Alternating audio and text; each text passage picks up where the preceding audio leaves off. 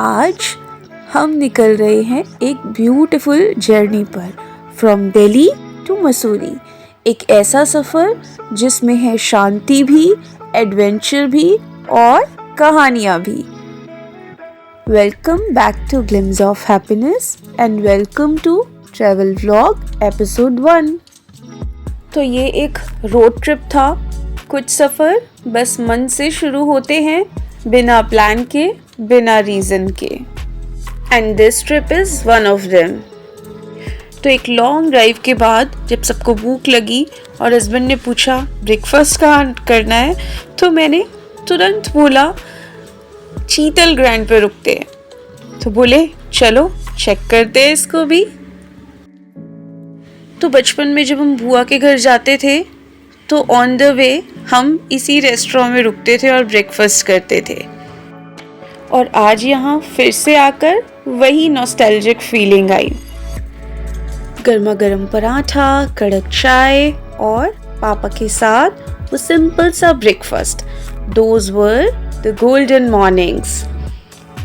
तो आज फिर से वहीं आकर लगा कि मेमोरीज सारी रिफ्रेश हो गई हैं। इंटीरियर्स तो पूरा बदल चुका था, पर मेन्यू और टेस्ट बिल्कुल सेम टू सेम। तो यहाँ अपना ब्रेकफास्ट एंजॉय किया, थोड़ी सी गपशप की, बच्चों को अपने बचपन की कुछ बातें बताई। बहुत ही खुश हुए सुन के। और इससे ना एक इमोशनल बॉन्ड भी क्रिएट होता है फैमिली में। तो बस गर्मा गर्म टेस्टी सा ब्रेकफास्ट करने के बाद यहाँ पे इन छोटी छोटी क्यूटीज़ को देखा। गपीज़ थी बहुत सारी छोटी छोटी सी, और इनको देखने के बाद आगे के सफ़र के लिए निकल पड़ी। तो प्लान ये था कि अब नेक्स्ट स्टॉप हरिद्वार लेंगे और वहाँ गंगा स्नान करके फिर आगे निकल पड़ेंगे देहरादून के लिए।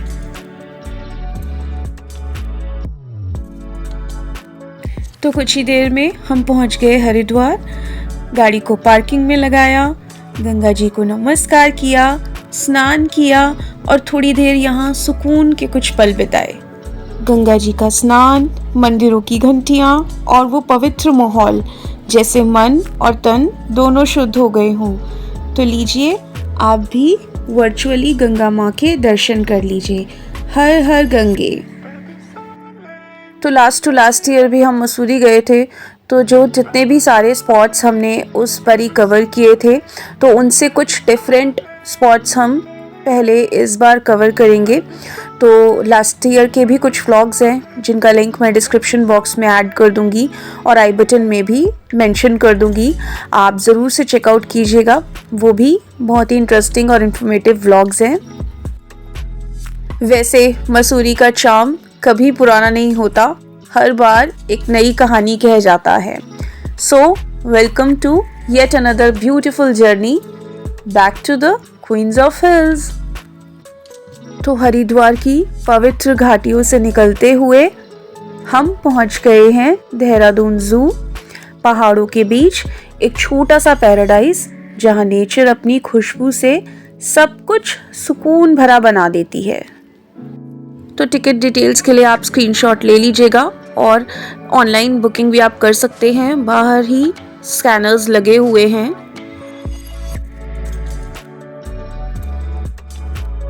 इम्प्रेस कर देती है। Well maintained pathways, greenery all around और एक पीसफुल माउंटेन एयर। तो जू के हर कॉर्नर पर बर्ड्स की चहचहाहट और एक सेंस ऑफ कामनेस, जैसे नेचर खुद कहानी सुना रही हो।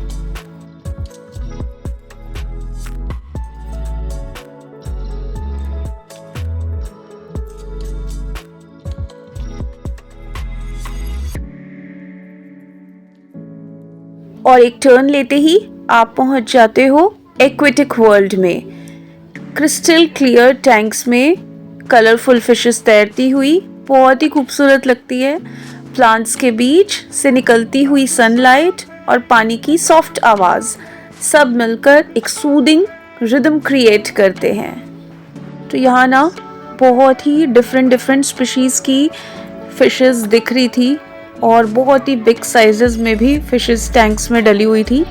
बहुत सुंदर लग रही थी।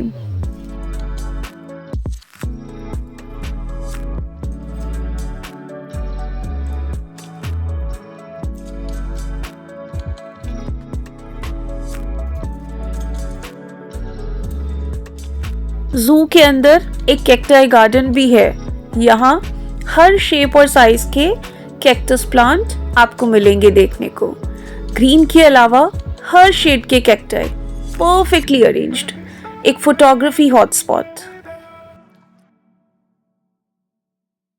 कैक्टस की इतनी सारी वैरायटी फर्स्ट टाइम देखी मैंने। छोटे से बड़े हर साइज की बहुत ही खूबसूरत सेंसिवेरियाज की वैरायटी थी।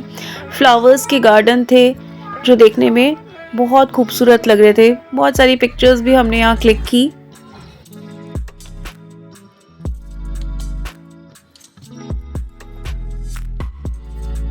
और घूमते घूमते हम पहुंच जाते हैं एनिमल जोन में, जहां डियर अपनी काम आइज से हम सबका स्वागत करते हैं। मंकीज अपनी मस्ती से हंसा देते हैं और लेपर्ड के एंक्लोजर के पास से एक थ्रिल भरा एक्साइटमेंट महसूस होता है। और देखिए जरा कैमरा के सामने कैसे पोज दे रहा है, बिल्कुल कॉन्फिडेंट, जैसे कह रहा हो हाँ भाई मैं ही हूँ इस जू का स्टार। ये मोमेंट्स ही तो देहरादून जू को स्पेशल बना देते हैं, जब एनिमल्स अपने नेचुरल स्टाइल में कैमरा को नोटिस करते हैं और आपको मिलता है एक perfect candid wild life shot. और लास्टली हम पहुंच गए रेप्टाइल जोन में। डिम लाइट, ग्लास के अंदर स्नेक्स और टर्टल्स, एकदम सिनेमैटिक मोमेंट लग रहा था, जैसे किसी डॉक्यूमेंट्री का सीन हो। So that was my day at Dehradun जू। It was full of nature, beauty and amazing wildlife experience. And सबसे अच्छी बात मुझे इस प्लेस की ये लगी कि यहाँ पर आपको एक तो एटमॉस्फेयर, बिल्कुल नेचुरल हैबिटेट्स बने हुए हैं इन एनिमल्स के, और एनिमल्स के साथ साथ यहाँ पर cacti zone, aquatic world, reptile zone, birds, सभी क्रिएचर्स एक ही प्लेस पर थे, जो कि बहुत ही अमेजिंग एक्सपीरियंस था। तो पूरे जू को एक्सप्लोर करने के लिए आपको आराम से 2-2.5 घंटा लग जाएगा, लेकिन ये वर्थ इट है। एक मस्ट विजिट टूरिस्ट प्लेस है। अगर आप देहरादून होते हुए मसूरी जा रहे हैं तो इस प्लेस को बिल्कुल भी मिस मत कीजिएगा। तो इतना घूमने के बाद और घूमने की अब बिल्कुल भी हिम्मत नहीं थी। ट्रैवलिंग प्लस घूमना, तो आज के लिए हमने काफ़ी कुछ एक्सप्लोर कर लिया। अभी हम इन हसीन वादियों को देखते हुए, नेचर के नज़ारे को एंजॉय करते हुए जा रहे अपने होटल। और ये हम आ गए हैं होटल ला कासा बाय आशना। इसका एक डिटेल्ड रिव्यू मैं ऑलरेडी अपने पिछले कुछ वीडियोस में दे चुकी हूँ। डिस्क्रिप्शन बॉक्स में आप लिंक चेक कर लीजिएगा। और अगर आप एक पीसफुल लोकेशन देख रहे हैं स्टे के लिए, तो यहाँ पर आप स्टे कर सकते हैं। खाना अच्छा है और एक पीसफुल एनवायरनमेंट भी है, स्टाफ कोऑपरेटिव है। डेफिनेटली आप यहाँ पर आकर स्टे कर सकते हैं।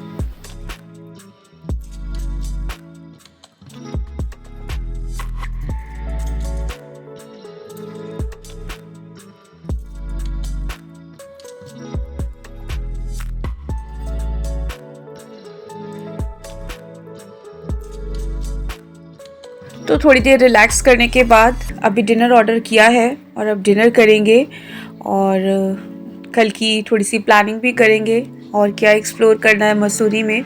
और एक दिन इस बार लैंडोर के लिए भी निकाला है और ये ट्रिप कुल मिलाकर रहेगा 3 नाइट्स एंड 4 डेज़ का। और काफ़ी सारी प्लेसेस कोशिश करेंगे एक्सप्लोर करने की इस बारी, और आपके साथ भी वर्चुअली शेयर करेंगे। और मसूरी में आपका फेवरेट टूरिस्ट स्पॉट क्या है वो भी कमेंट सेक्शन में ज़रूर शेयर कीजिएगा।